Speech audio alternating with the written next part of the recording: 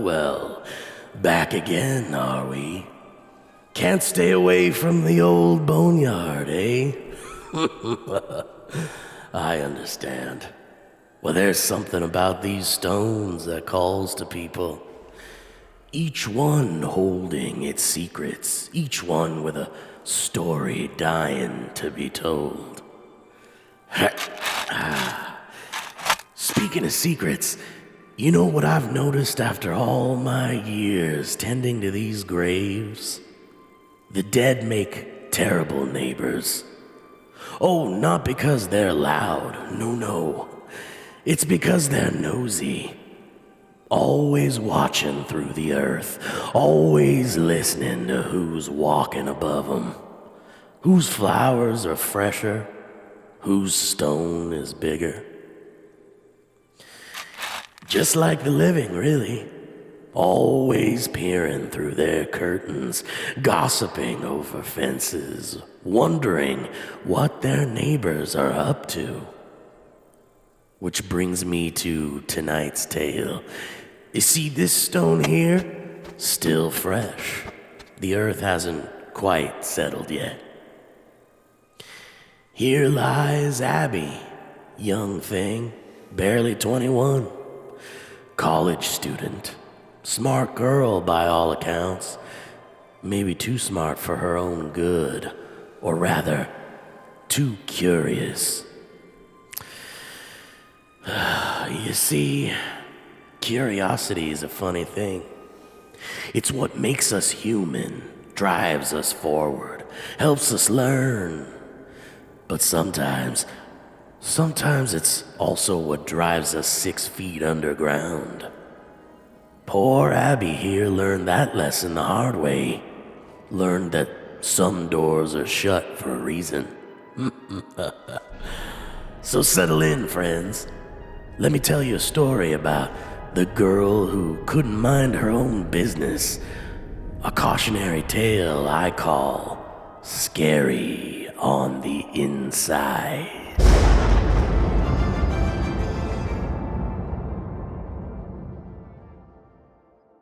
Hey, it's Colin. Sorry I missed you. Well, I'm not that sorry, because I'm on the side of a mountain somewhere with the love of my life and 0 cell service. Leave a message and I'll get back to you when I'm back to civilization. Peace. Hey, Colin, it's me, Abby. I know you didn't want to hear from me right now, and I totally get that, but I just, I needed to, I don't know, talk to you, I guess. Even if it's just your voicemail, the way we left things, you were so mad, and hey, I get it. I'd be mad too if someone told me my girlfriend was cheating on me. Not that, I mean, I know what I saw, but not trying to bring that up. Oh God, Abby, move on. So I'm in this little town called Ridgemont. It's about 100 miles from campus, up in the mountains. I rented this tiny house on Sycamore Street, like seriously tiny, Colin. Like the whole thing is maybe 600 square feet, but it's nice, quiet, really quiet actually, like unnaturally quiet actually, or shouldn't there be birds or something? Anyway, I came here to get away from everything, from everyone talking about what happened. God, I'm so sorry. I really shouldn't have said anything. It was so not my business, and the timing was not ideal. Hey, I saw your girlfriend kissing Marco. Also, I have feelings for you. Of course you thought I was trying to break you guys up. Why wouldn't you? But I swear on my life I saw what I saw. They were behind the Humanities building, by the dumpsters. His hand was in her hair, and she was... Sorry. I wanted you to know I never meant to hurt you. Either of you, even Jillian. We were friends, the three of us, and I ruined everything. Classic Abby, right? Too nosy for my own good. Oh, perfect. That is the sound of major construction happening next door. It's basically nonstop. This guy next door, Mr. Brennan, I think, he's doing some kind of renovation project. The whole neighborhood's been complaining about the noise, but he's like aggressively charming, so everyone just lets it slide. Yesterday, he brought me cookies to welcome me to the neighborhood, and I found myself agreeing that the sound of power tools at 11 p.m. was just the price of progress or something. I don't even remember what I said. It was weird. Nobody knows what he's building in there. He just winks, and it's top secret whenever anyone asks. Mrs. Chen from across the street thinks he's building a panic room. My money's on a man cave with one of those indoor golf setups. He seems like the type. Anyway, I should go. I'm supposed to meet some people from town for drinks tonight. Trying to be social, you know? I miss you, Colin. I miss our late night study sessions and your terrible jokes and my incredible jokes and the way you'd steal my fries even though they were your own. And I miss my friend. I hope when you get back we could be that again. Great, there he goes again. It's 7 p.m., Mr. Brennan. Some of us are trying to have a mental breakdown in peace. Thanks, Colin, for listening, even though you won't hear this for weeks. It helps talking to you, even if you're not there. Bye, Colin.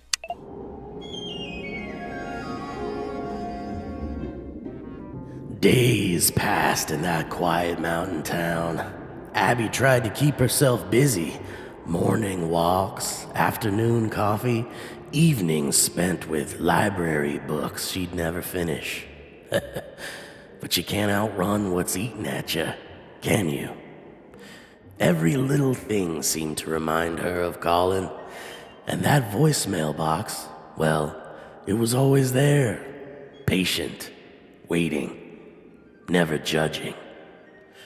The thing about needing to talk to someone who won't listen is that the need doesn't go away. It just grows like a weed in your chest until you have to let it out, even if it's just to a machine.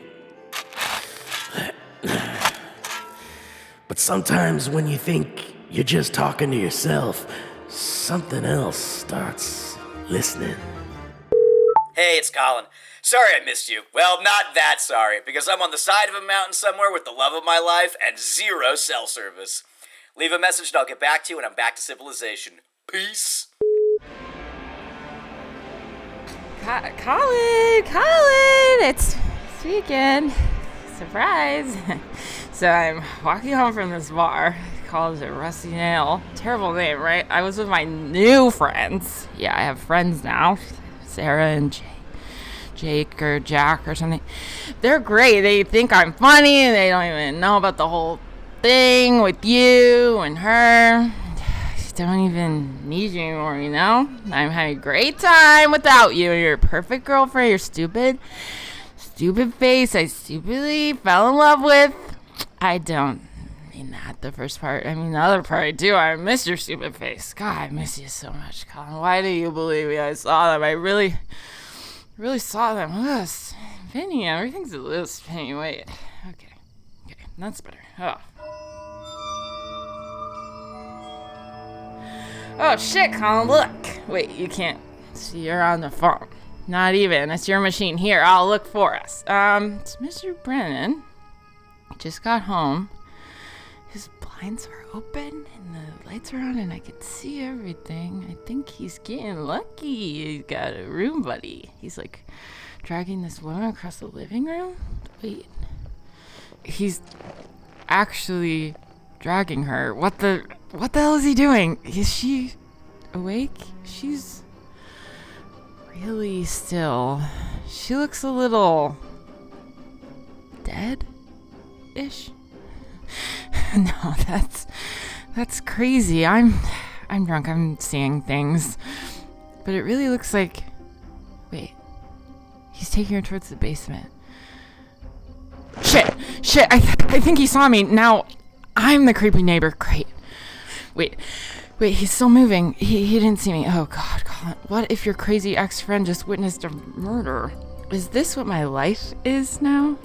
My eyes are all blurry. Maybe it was like a mannequin for his secret project? Do secret projects need mannequins? Do they need mannequins that look like real people with real hair and real people, like, limpness? I gotta go to bed. And forget I saw that, and forget I called you, and forget that I'm so crazy about you that I'm leaving you drunk messages on your voicemail while you're off in the wilderness with the girl who definitely cheated on you, but you don't believe me, and I'm home, safe. Nobody's here, just me and my Regrets. But that's tomorrow, Abby's problems. Tonight, Abby's gonna pass out, pretend she didn't just see what she saw, and I love you, Colin. Even though I shouldn't, even though you chose her. I love you. Good night.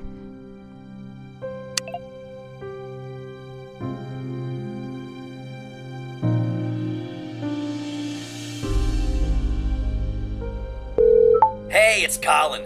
Sorry I missed you. Well, I'm not that sorry, because I'm on the side of a mountain somewhere with the love of my life and zero cell service. Leave a message and I'll get back to you when I'm back to civilization. Peace. Hi, Colin.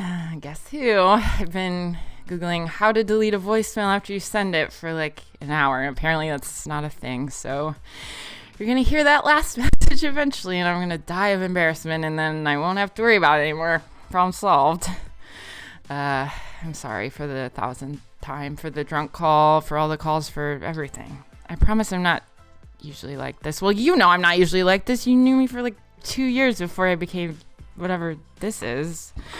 For the record, I don't think I actually saw Mr. Brennan with a dead body last night. I was really drunk. Sarah made me do tequila shots, and you know how I get after tequila. Remember that time after midterms when I tried to convince everyone that Professor Martinez was secretly 3 kids stacked in a trench coat? Same energy. It's probably just, I don't know, maybe he was moving furniture or one of those CPR dummies. Do people have CPR dummies in their house? Is that a thing? No, they look really real. The way the arms were hanging and the hair. No, stop it, Abby. You were drunk. You saw weird shadows. End of story. I should probably stop calling you. I am going to stop calling you. Okay, bye. Hey, it's Colin. Sorry I missed you. Well, I'm not that sorry, because I'm on the side of a mountain somewhere with the love of my life and zero cell service. Leave a message and I'll get back to you when I'm back to civilization. Peace. Colin, I know I said I'd stop calling you, but something really weird just happened, and I need to tell someone, and you're not here to stop me and tell me I'm being crazy, so... Okay, so I did something stupid. Shocking, right? Mr. Brennan left about an hour ago. I saw him drive off in his truck, and I had to know what he was building, so I went over there just to look, just to walk around the outside of the house. Totally innocent. Don't judge me. You're not even listening to this yet. Anyway, I was walking around the side of his house. There's this tiny basement window, like one of those ground level ones, and I got down on my hands and knees to peek through, and suddenly there's this face right there on the other side, and I screamed, and I fell back, and Colin, it was her, the body, the one I saw him dragging, except she was very much not dead. She was staring at me through the window with these huge eyes, and then she came outside and she was pissed. Why are you crawling around private property? Something like that, but the way she said it was like so off, like she was reading a script she'd never seen. I told her I was looking for my cat. I don't even have a cat. Why did I say cat? And then she just stared at me for like 10 seconds without blinking. 10 seconds. Count. 1, 2. That's so long. Then she said, "There are no cats here. Return to your dwelling." Your dwelling? Well, who talks like that? Colin, when she talked, she kept tilting her head like she was listening to something I couldn't hear. Like someone was feeding her lines through an earpiece or something. I'm back home now, safe. But, Colin, nobody mentioned Mr. Brennan having a girlfriend. Mrs. Chen knows everything about everyone, and she's never said anything about a girlfriend. And this girl, woman, whatever, she was wearing this vintage dress like from the 50s, but it looked brand new, and her hair was perfect, like doll hair. But when the wind blew, it didn't move at all. God, listen to me. This is how I get myself in trouble, isn't it? I don't know. Something's wrong with that girl, and something's definitely wrong with whatever Mr. Brennan is building in the basement. Probably. I'm going to find out what it is. Just some light investigating, some casual questions around town. Nothing crazy. Relax. Don't look at me like that. I know you're not looking at me, but I can feel your disapproving face from here. But what if I'm right this time? What if something really is going on and everyone's just ignoring it? I should go. Sarah's picking me up for lunch. I'll be careful, I promise. Not that you care, not that you're even listening. I wish you were here. You'd either tell me I'm crazy or help me investigate. Either way, I wouldn't feel so alone. Bye, Colin.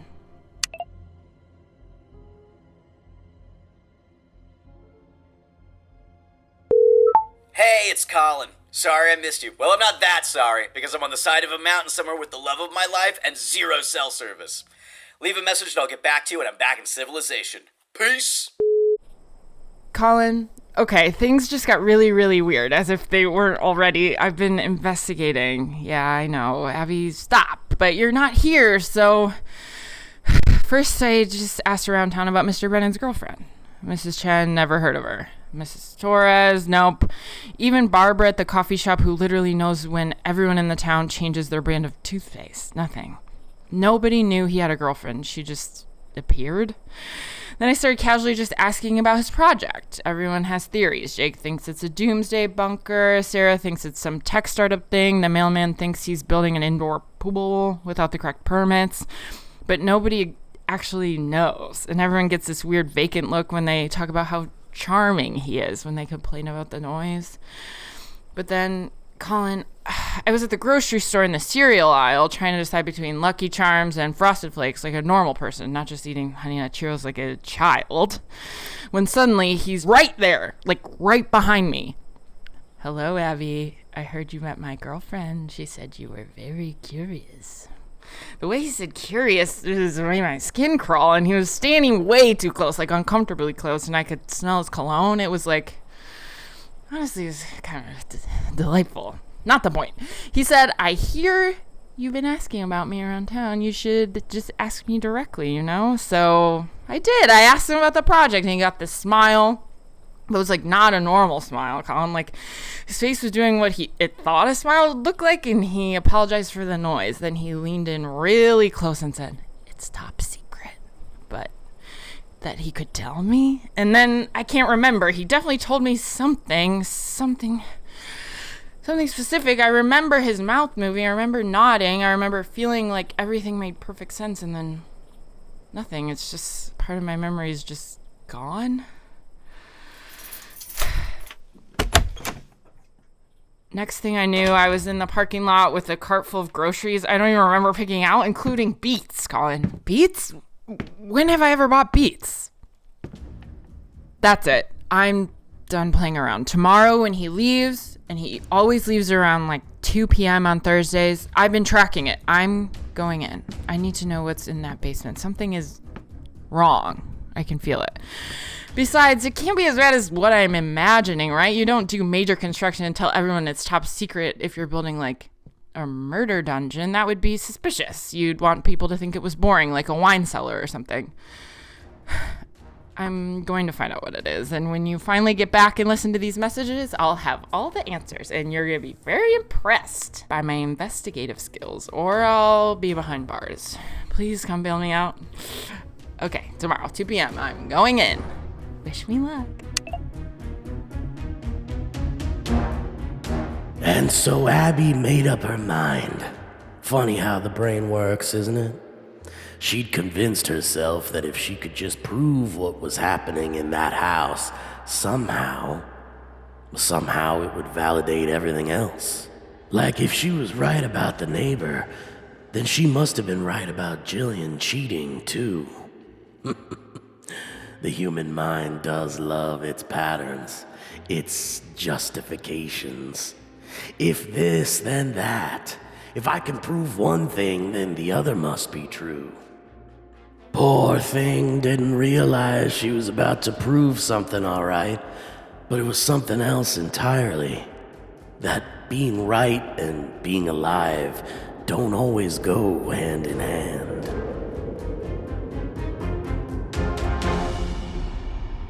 Hey, it's Colin. Sorry I missed you. Well, I'm not that sorry, because I'm on the side of a mountain somewhere with the love of my life and 0 cell service. Leave a message and I'll get back to you when I'm back in civilization. Peace. Colin, it's me. I'm doing it. I'm actually doing it. I've got my AirPods in, so you're coming with me on this absolutely insane thing I'm about to do. If I die, at least there'll be evidence. Okay, I'm in the bushes next to Mr. Brennan's house. It's 1:47 p.m. and I'm waiting for him to leave with his weird girlfriend. God, these rings are scratchy. Why do people play out roses? They're basically like pretty torture devices. Oh, there. I can see movement inside. They're coming to the door. Oh, wow. She's wearing another vintage dress, like one like mint green. Who owns as many vintage dresses? And her hair is exactly the same as last time. Exactly. Not a strand different. They're getting in his truck. He's backing out and they're gone. Okay, Abby, you can do this.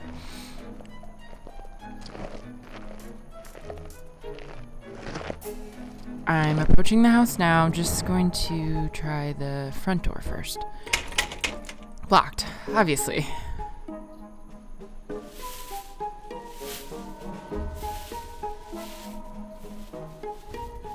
Back door, also locked. Good for them.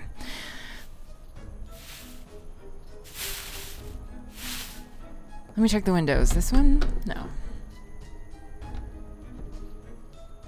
This one? Nope. Okay, bathroom window. Who locks their bathroom window? Okay, Colin, every single window is locked. Every door is locked. It's like Fort Knox, but for whatever weird thing is in the basement. But I've come this far. I can't just give up now. I need to know what's down there. There's a rock here. Good size rock, Colin. I'm about to do something really stupid, but I promise. If there's nothing weird down there, I'll pay for the window. I'll leave a note with the number and everything. Promise. Oh, God, that was loud. That was so loud. Okay, I'm in. I'm inside. Oh my God, I'm literally breaking and entering. This is a felony, right? Is this a felony?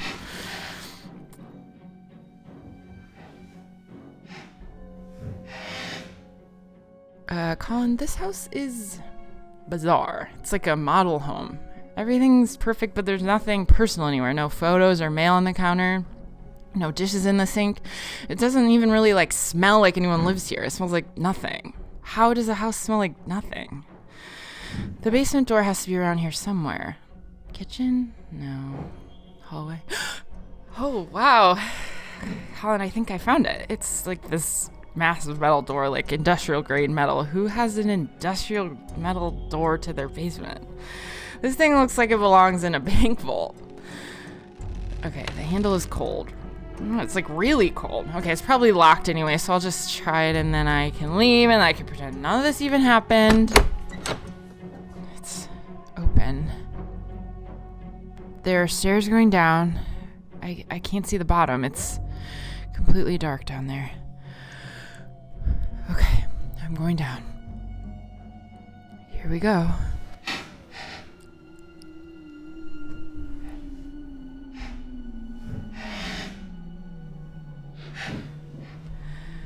Colin. Oh, Colin. Oh my God. I'm in the basement and it's not what I expected at all.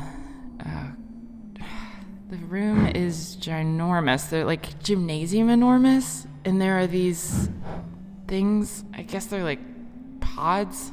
7 of them arranged in a circle. They're immaculate, like gleaming silver metal with these blue lights running along the seams. They look like something out of a sci-fi movie. Remember those cryo chambers in Alien? It's like that, but bigger and more real. They're humming. Can you hear that through the phone? This like low, constant vibration. The metal feels warm. No, wait, it's cold? No. It's like it can't decide what temperature it wants to be. God, Colin, these things are actually incredible. Whatever Mr. Brennan is building, it's not evil. It just looks like advanced. This looks like some kind of government contract stuff, like teleportation devices, or maybe it's medical equipment, or I don't know. But it's definitely high tech. Maybe I was wrong about him. Maybe he is just working on some classified project and I'm being paranoid. Okay, Okay, what was that? Oh shit! One of the pods is lighting up. The blue lights are getting brighter, and there's steam or like smoke or something coming out of the pods. Oh, I'm hiding behind one of the other pods, Colin. Like the lid is opening. It's opening like a shuttle bay door, and there's more steam. And hold on, I can't really see what's happening. It's looking around. It's like making this clicking sound with its mouth. Does it have a mouth? There's like an opening where a mouth should be, but it's just like wrong. God, everything about it is wrong. What is that thing? What are these pods? Are they bringing things here? Are they? Oh no! My phone. It's ringing. Who the? Colin? It says Colin. You're calling me now? How are you? Colin, is that really you? Abby, get out of there. I just got back and I've been listening to your messages, and you need to get out right now. Oh my God, you're actually calling me. You called me back. I can't believe you. Abby, listen to me. Get out of that house. You listened to my messages, all of them, Colin? Oh, I'm so sorry about everything. I never meant to. Abby, please, whatever you're seeing down there, you need to run now. Oh God, the creature, Colin. There's this thing. It came out of the pod and it's found me. It found me. Abby, what's happening? Well, Abby. You know, I told you, curiosity is such an interesting trait. Mr. Brennan, you're here? But I saw you leave. How are you? Oh, I've been here the whole time, dear. Watching, waiting. You know, I knew you couldn't resist. People like you never can. Who is that? Abby, who's there with you? Colin, it's him, my neighbor. He's been here, and there's this alien thing, and... Alien? Is that what you think my friend is? That is how narrow-minded. You know, he's a traveler, Abby. Just like me. We've been traveling for so very long. Traveling? What are you talking about? Abby. You know, you weren't meant to see this. But since you have, well, I guess in a way it's a problem solved. Because we've been looking for a new vessel. This body is getting rather tiresome. Vessel? What do you mean, vessel? Bodies, dear. We need bodies to walk around in. Can't very well go to the grocery store looking like that, can we? People would talk. And you, of all people, know how people can talk. Well, let's begin, shall we? Look into my eyes. Abby, fight! Run! Do something! Colin, your voice sounds so far away. That's it, Abby. Just relax. You're gonna help us. You're gonna be so helpful. Follow my instructions. Walk to the pod, dear. Walk to the pod. Abby, no! Don't listen to him! Abby! That's it. Just step inside. Don't worry, the process is quite painless. Well, mostly. Colin, I'm sorry. I should have listened. I shouldn't have been so... Abby! Abby! Hello, Colin? You must be the boy our Abby was leaving all those messages for. What did you do to her? I'm calling the police! I'm calling everyone! You're not getting away with this! Oh, Colin. You're not gonna do any of that. Yes, I am! I know where you are! Sycamore Street in Ridgemont. I have all her messages. It's proof! Do you, though? Wait, how are you... Your voice isn't coming through the phone anymore. Hello, Colin. Abby told me so much about you. Well, she told your voicemail, but I was listening too. We're always listening.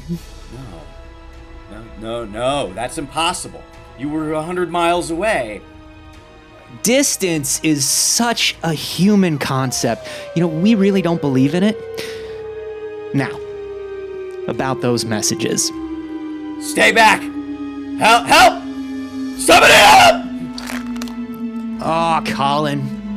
Abby cared about you so much. She tried to warn you, but you didn't listen. You really should have. But you'll listen now. Just like us, you will listen to everything.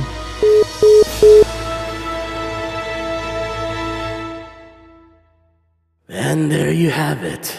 Another soul lost to curiosity.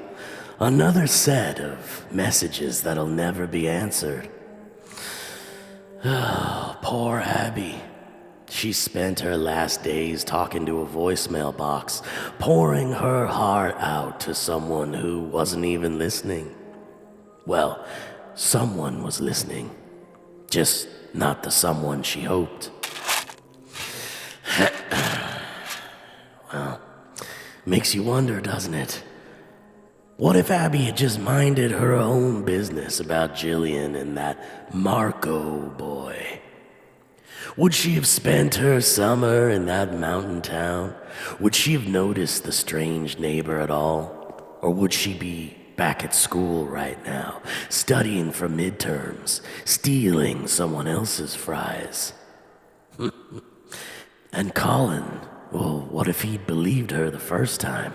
What if he'd picked up just one of those calls? Maybe he could have talked her out of it. Maybe he could have convinced her to come home. Maybe. But that's the thing about what ifs. It's just another way to say, too late. You know what the real tragedy is? Abby was right all along. About Jillian, about the neighbor, about everything. But being right doesn't mean much when you're too nosy to know when to stop looking. So next time you see something strange at your neighbor's house, next time you hear odd noises through the wall, next time someone seems just a little too perfect, do yourself a favor. Leave it alone. Sleep well, Abby. At least you finally got Colin's attention, even if it was about 100 miles and one alien too late. I wonder if they're still listening to those voicemails. Somewhere.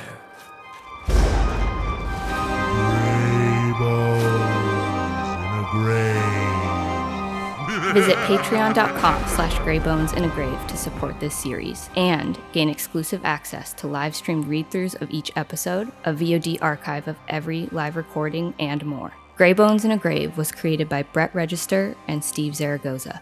Scary on the Inside was written and directed by Brett Register, starring Steve Zaragoza as the Shovelman, Heather Zink as Abby, Jared Rosen as Colin, and Anthony Carboni as Mr. Brennan. Edited and sound designed by Owen Carter, lead editor and producer. Executive produced by Brett Register and Steve Zaragoza. Tune in next time for another episode of Gray Bones in a Grave.